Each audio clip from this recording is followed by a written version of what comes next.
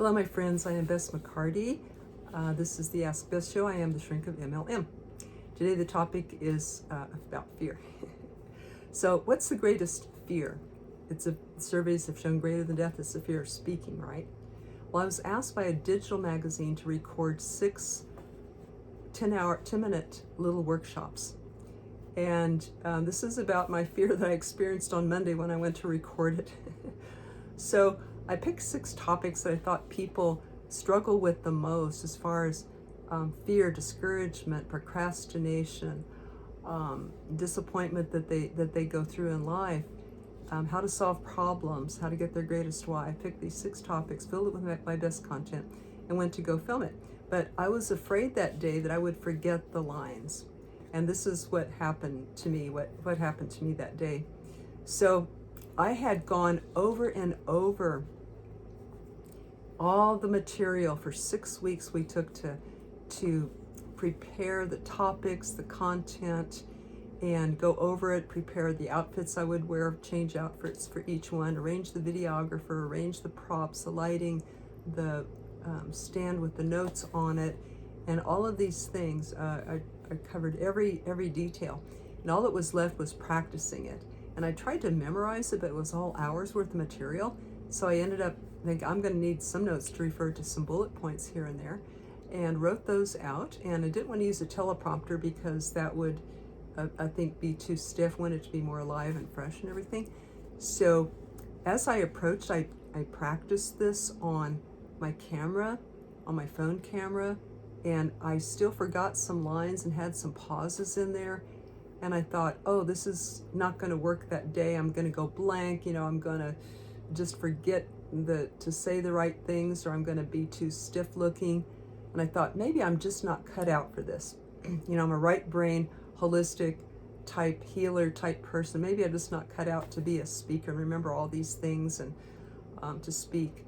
But I still wanted to reach the people. That was part of my mission. So could I overcome this? All I could do was just go forward. And I know that shyness is about me, and so I had to get the attention off myself and remember who I'm doing this for.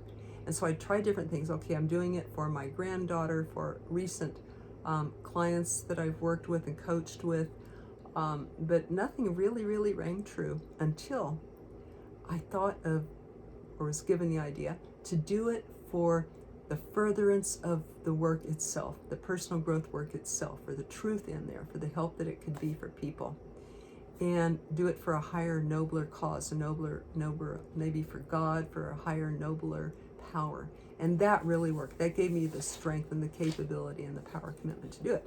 So when I got there and we started filming, I don't know how, but each one went smoothly, much more smoothly when I practiced at home and practiced on my camera. Each one somehow worked. Like once the camera started rolling, maybe this higher power took over, God took over my commitment, I don't know, but something worked.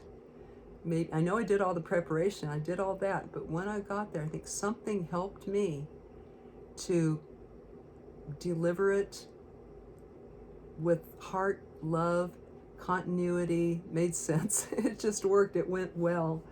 So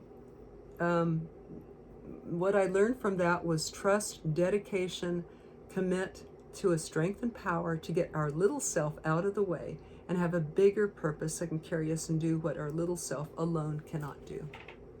And have a quick little story to share too, a dream that I had about 30 years ago that's carried me forward a lot since. And this was that I was in a house that was airtight. I couldn't get in or out, couldn't get out of it. It was airtight. And I was looking out the window at my spiritual teacher who was outside the house. And the house began to fill with water, starting at my feet and slowly rising at my body. And I knew that I couldn't get out. And it was coming up, and I knew that once it reached it was up to my chin, and I knew that once it reached beyond that, I wouldn't be able to breathe. And somehow, I just kept looking at the eyes of my spiritual teacher through the window outside the house. And the water did come up. The water covered my nose and mouth, covered my eyes, covered my head. Somehow, I could still breathe. I was okay. Kept my eyes on the spiritual principle, on my teacher. So that's my story to relate to the fear that miracles can happen What we fear usually doesn't happen, and that I'm okay. Even if I couldn't breathe, I would be okay. Even if it was my time to leave this body for good, I would be okay. So those are my tips of handling fear. Hope this helps. Want to hear your comments below. Have you ever faced fear? Do you have a question about fear? Do you have a story? Do you have an insight? And offer you my Real Conversations tools below. How to solve any problem in minutes. How to overcome any fear in any situation. And I'll leave those in the comments below, but you can find them at bessmccarty.com/real. Those are your tips to learn how to overcome fear or any problem, solve any problem in minutes. Hope this helps. See you next time. Everybody take care. Bye-bye.